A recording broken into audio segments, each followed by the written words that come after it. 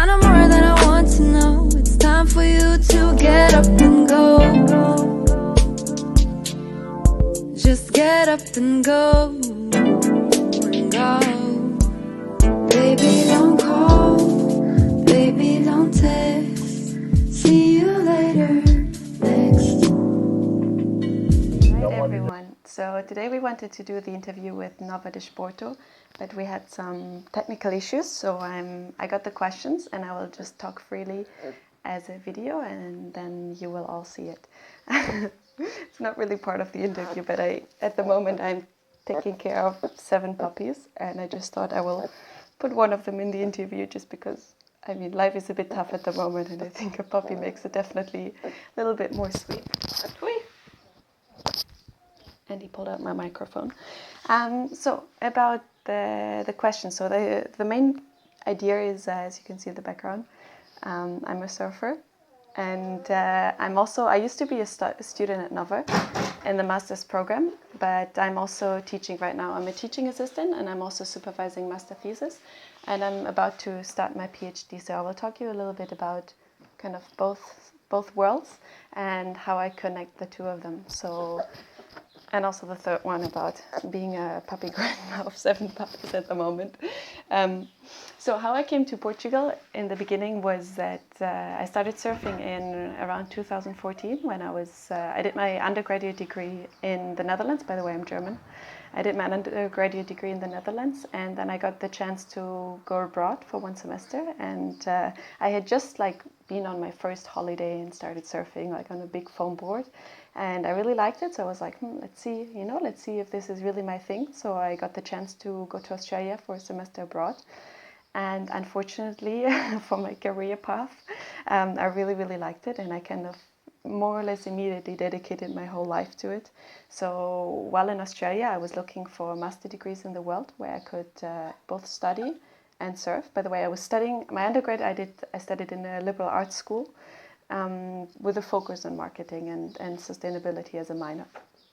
So I checked where in the world I could do a master's degree, which I could afford. And I was checking Australia was a definite no.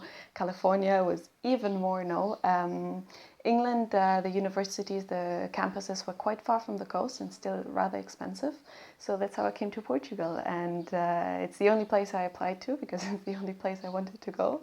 And luckily it worked out. And I came to Portugal in 2015 to start my master's in management, still in the old campus at Nova SBE. And still then I wasn't a complete beginner, but I was I just learned how to do my first duck dive.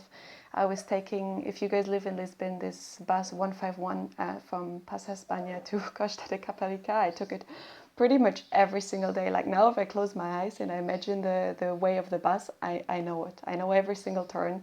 And actually back then, I would be one of those people, I guess many of those are you as well. I would always take the bus in the morning to go surf and then carry around my surfboard for the rest of the day. To my lectures, and you immediately make a couple of friends because those are the other people that have the tan line here. So I had a very, very nice start in Lisbon. And actually in the end of my master's, I did my master thesis for the body shop in Indonesia. So I moved to Jakarta for 5-6 months. And while it was a really good experience, I kind of understood that while I like traveling and being adventurous, I would prefer to live in Europe. So I decided to stay in Portugal. And afterwards, while I was studying, I was always working at the same time to get some money, of course. So I continued working as a freelancer for 1 year, and I was just surfing all the time. I moved a little bit away from Lisbon to Ericeira, where I still live. Exactly, and then afterwards I was working a lot with Professor Catherine da Silveira. I don't know, if you're at Nova SBE, for sure you know her. She's kind of known. And we always got along really, really well, even though we're total opposites. We're a really good team working together. So then the position as her assistant opened up, and I immediately jumped on it. And actually right now I'm not working for her, but I'm working for someone else giving the course, and at the same time I'm supervising master thesis. But I'm always working very closely with her on projects or conferences or something like this. So I don't know if she'll hear this. If you do, hello. She was a big part of making it possible to actually work here and stay here, because I'm sure a lot of you are kind of wondering like how to make it work to live abroad. And of course, it's while you stay in Europe, it's relatively easy. So right now, for example, I'm actually a resident in Portugal. It's where I pay taxes, and I don't pay taxes anywhere else. So all of the formalities, they were of course a bit tricky, but definitely possible. And what else can I tell you about my work at Nova? Oh, maybe first about the surfing part. So my surfing at Nova is I never joined on those surf trips. Maybe I should have. They sound pretty cool. But I joined for the competition, for the yearly surf competition. I think twice already. 1 year I won, but it doesn't really say anything about my surfing skills because it was really fun, and this is what I really liked about it. I'm not about competitions at all. I don't compete outside. Not that I would be good enough to do so, but I don't like competitions. It has nothing to do with my type of surfing. But I joined for fun, and it was a really good experience because the waves are really small. So I was longboarding, I think, and it was just more like a party, like a beach festival. And I guess it's not going to happen this year, which I'm quite sad about it. But maybe we can do it in like September or October, because honestly, I think the waves are a bit better than in Carcavelos. Oh. For the rest, exactly. So after, let's go back to my life story. After I came back from Indonesia from my master thesis, I moved because I didn't have to be in classes that regularly anymore. I was just writing my master thesis, so I moved here to Ericeira, and I'm not surfing every single day, but every single day that's good. At the moment, it's very tricky, of course, because we're pretty much not allowed to. So of course, it's a bit of a break. But usually I surf quite a lot, and I'm very lucky to work for Nova because a lot of my work can be remote, and a lot of my work is kind of, I schedule it myself. So I schedule a lot of meetings with students. And even honestly for now, I know that a lot of people are having a very hard time, and I agree, it's a terrible time. A lot of my friends were just like laid off work or were fired, or I know if this takes a bit longer, a lot of companies are not hiring in the future that much. This is definitely going to be very difficult. But from the side of Nova SBE, I have to be honest, I'm really lucky because my salary is fixed, and I can teach remotely, and gives me more time to take care of these little ones. There are 7, by the way. I have 7 of those, plus the mom that I found abandoned at the beach, and I didn't know she was pregnant. So here I am with 8 dogs. And working for Nova remotely, it's honestly working really fine. Just last week, I don't give lectures regularly, but last week I gave a lecture. And what I did, I pre-recorded it on like recording my screen, and I recorded my voice. And then afterwards, I was available for a live Q&A session. And to be honest, at least this case, it almost worked better than a real session, because I had the feeling that students who are a little bit more quiet usually, or like, for example, when I was a student, you don't always feel like being super extroverted and like talking in public, and it's not everyone's cup of tea, and I totally understand that.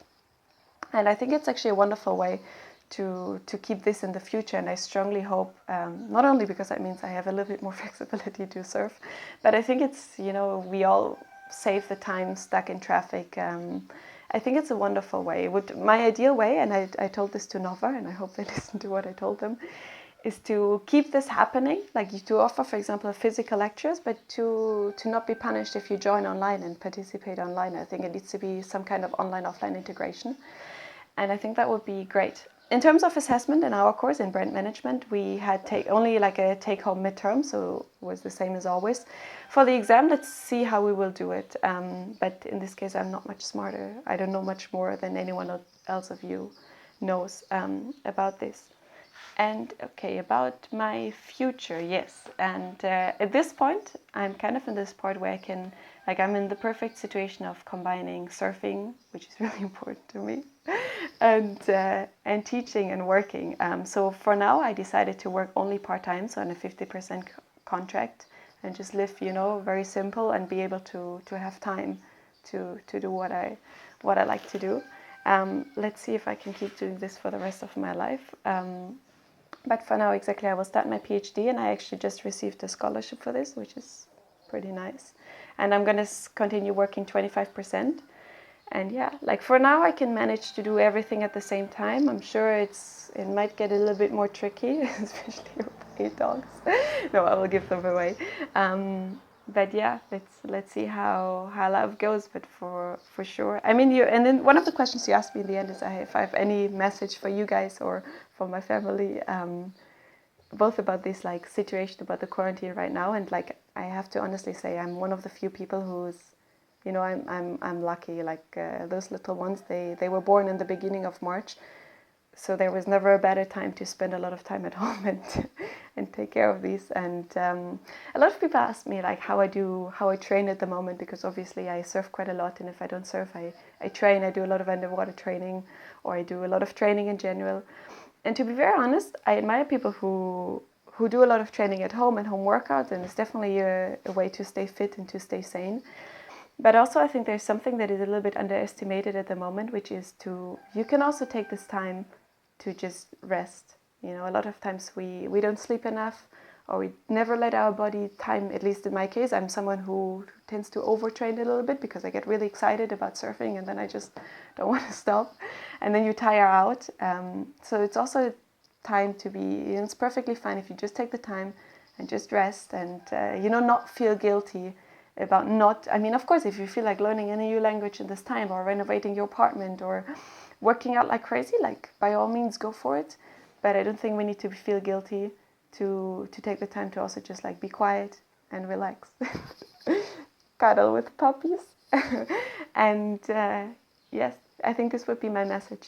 I hope you enjoyed it. I'm sorry it's not live. If you have any questions for me, like you can see my Instagram, like don't be shy to reach out and ask anything. And I hope this little one brought a little bit of joy to your day.